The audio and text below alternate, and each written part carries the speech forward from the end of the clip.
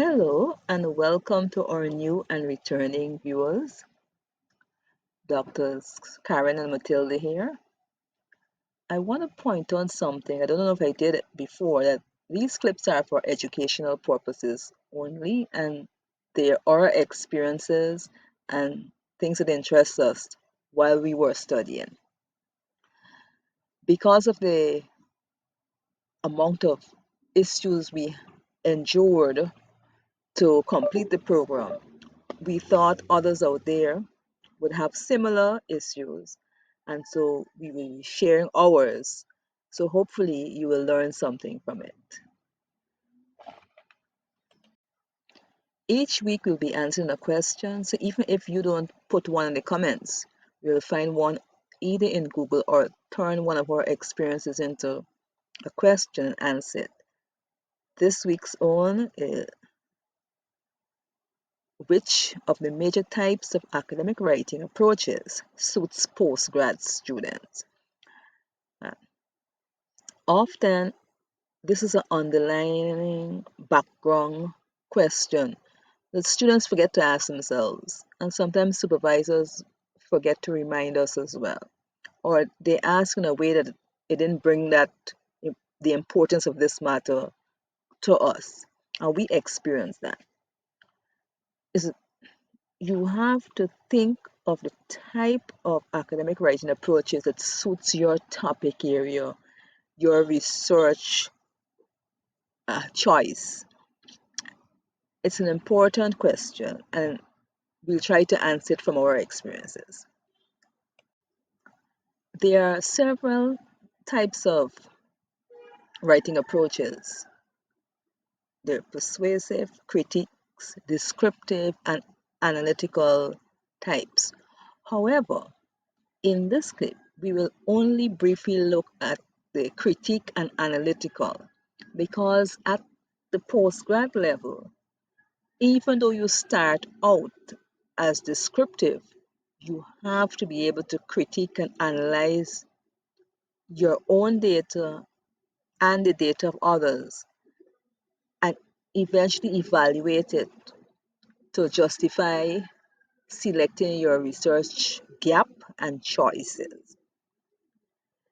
So, to that end, we will try to share some of our experiences and hope it helps you as it helped us.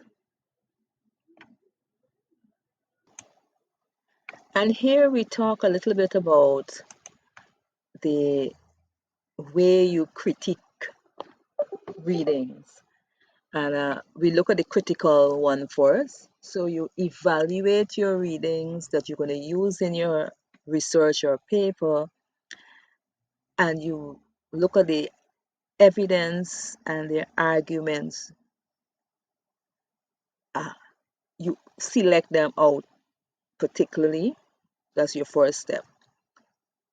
Then you look at the strength and weaknesses of their writing, and most of all, the suitability to your research. And then you reflect on some of the deeper thoughts and meanings from many angles, such as your perception, your experiences, the author's experiences, if you can, because you can't view the person, you just have to assume from the readings to see the to check the first of all the authenticity, uh, the the quality of the review process, if possible, and the suitability, most importantly, to your piece of research. And then you analyze it, and I'm not putting this in any particular order. Uh, you analyze it in some ways because what we're doing is trying to give you some practical tips as against the generic abstract uh, advice you would get most of the time. So you break the information into sections so that you can actually understand what is going on. And then you identify any patterns or ideas that came out of the research that you're examining. And then you also check to see if they assist you to justify your research gap or even help you to identify it, and so on. And of course, once you analyze and you compare and contrast the ideas with other articles you've read in that genre, so you try to assess the information in a way that helps you to focus on the not only the credibility but the role these articles, as you compare them as a block, how they will help to substantiate your research gap and the way you promote your research idea or topic. I hope I did a good job with this one.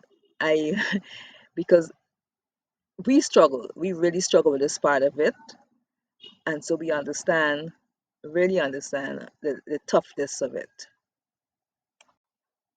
In our next clip, we'll be answering viewers' questions or questions that we had as we did this stint ourselves. And so we welcome yours and we'll answer it as we move into the clips. We have other clips out that delves into different sections of research background preparation, and we hope you will also find those useful. From time to time, we'll put the links of those clips in the description of the current one so you can have a fair picture of the topics we've covered so far. Remember to like, comment, share, and subscribe. Thanks for watching. We do appreciate your support. And remember to have a great day and a lovely weekend. And take some time out to pamper yourself. Until the next clip, bye.